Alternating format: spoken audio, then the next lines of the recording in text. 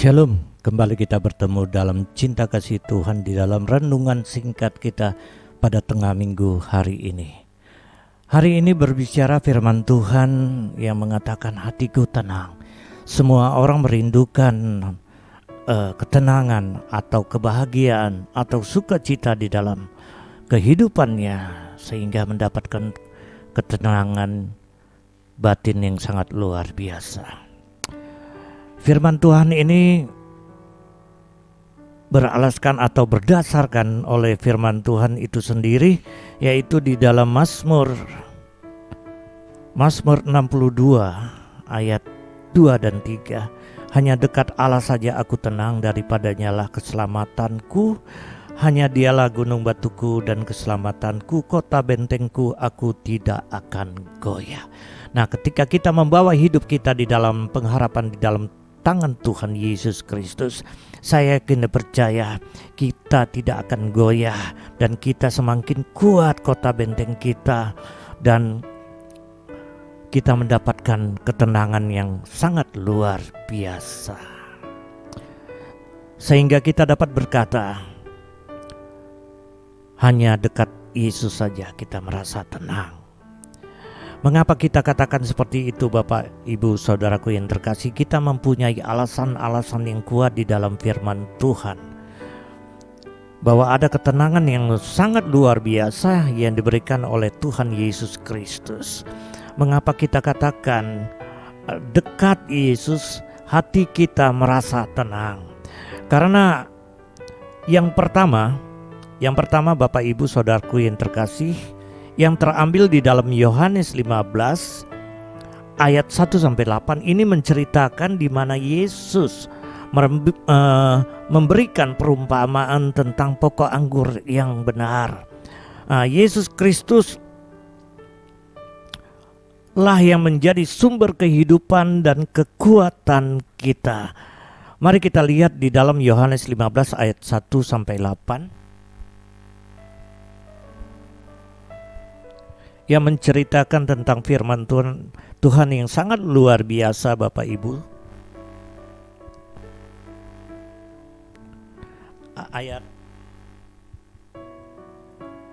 Ayat 8 berkata, ayat 1-8 ya. Ini menceritakan tentang cinta kasih Tuhan, betapa luar biasanya Tuhan mengatakan, akulah pokok anggur yang benar dan Bapakkulah pengusahanya. Setiap ranting padaku yang tidak berbuah dipotongnya, dan berbuah dibersihkannya supaya ia lebih banyak berbuah. Kamu memang sudah bersih karena firman yang telah kukatakan kepadamu. Tinggallah di dalam aku dan aku di dalam kamu, sama seperti ranting tidak dapat berbuah dari dirinya sendiri kalau ia tidak tinggal pada pokok anggur, demikian juga kamu tidak berbuah jikalau kamu tidak tinggal di dalam aku. Dan seterusnya sampai ayat 8. Ini sangat luar biasa, bahwa Yesus Kristus lah yang menjadi sumber kehidupan dan kekuatan kita. Jadi intinya, Bapak, Ibu, Saudaraku yang terkasih, kalau di luar Yesus, Bapak, Ibu, Saudaraku yang terkasih, kita tidak akan mengalami satu peristiwa, yaitu ketenangan di dalam batin kehidupan kita. Tetapi kalau kita membawa kehidupan kita hidup di dalam Yesus dan Yesus hidup di dalam kita, saya yakin dan percaya bahwa kita akan mendapatkan ketenangan yang sangat luar biasa. Itu hal yang pertama. Hal yang kedua, Bapak, Ibu, Saudaraku yang terkasih, mari kita buka di dalam Markus 6. Markus 6 ayat 45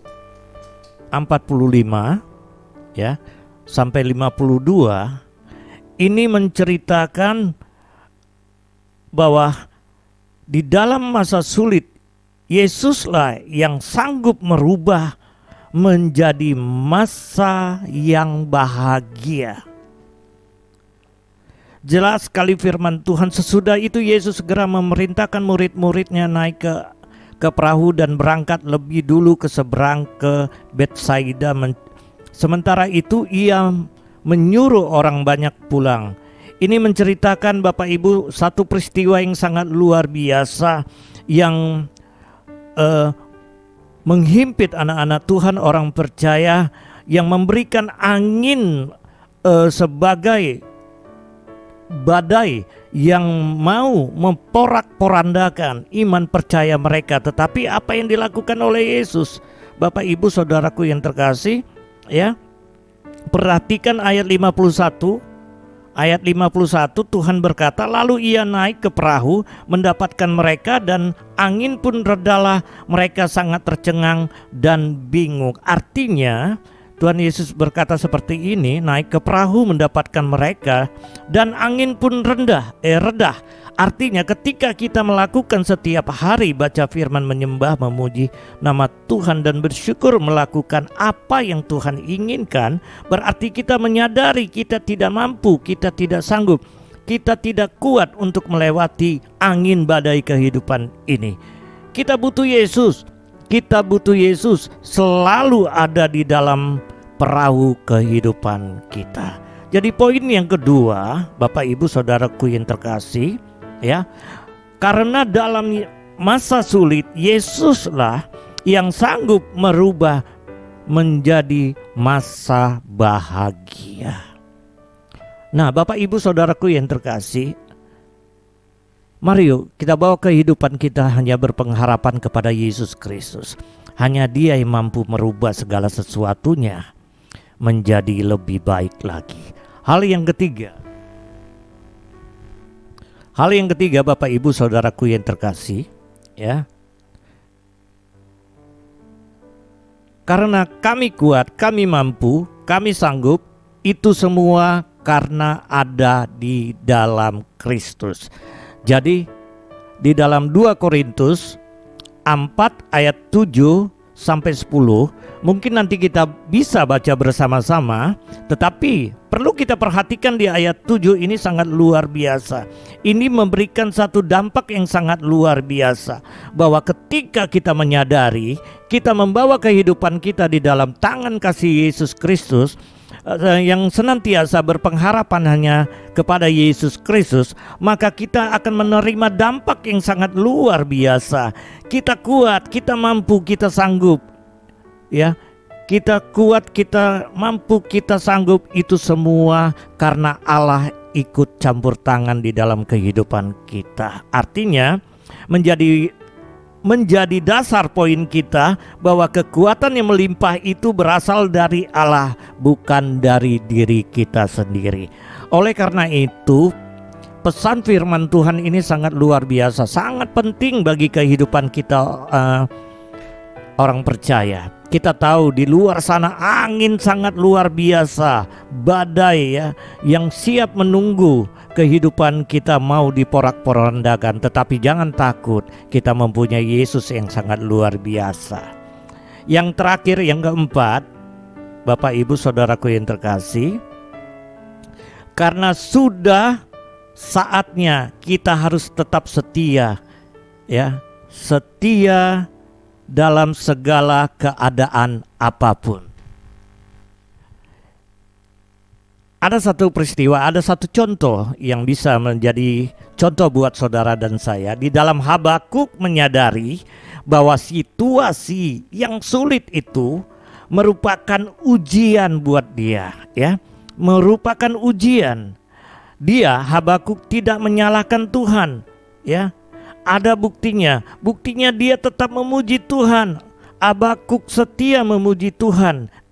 Habakuk tahu Tuhanlah yang sanggup menyelamatkan dia. Ya, nanti kita baca di dalam Habakuk 3 ayat 17 sampai 19. Tetapi ayat 18 berkata seperti ini. Namun aku akan bersorak-sorai di dalam Tuhan, beria-ria di dalam Tuhan yang menyelamatkan aku. Ada sukacita yang sangat luar biasa, kegembiraan yang sangat luar biasa, yang memberikan dampak ketenangan di dalam kehidupan kita sebagai orang percaya. Bahkan Paulus juga berkata, jika dia harus meninggalkan dunia ini, ia merupakan suatu keuntungan. Inilah yang harus menjadi pedoman hidup kita di dalam menghadapi masa-masa sulit apapun juga.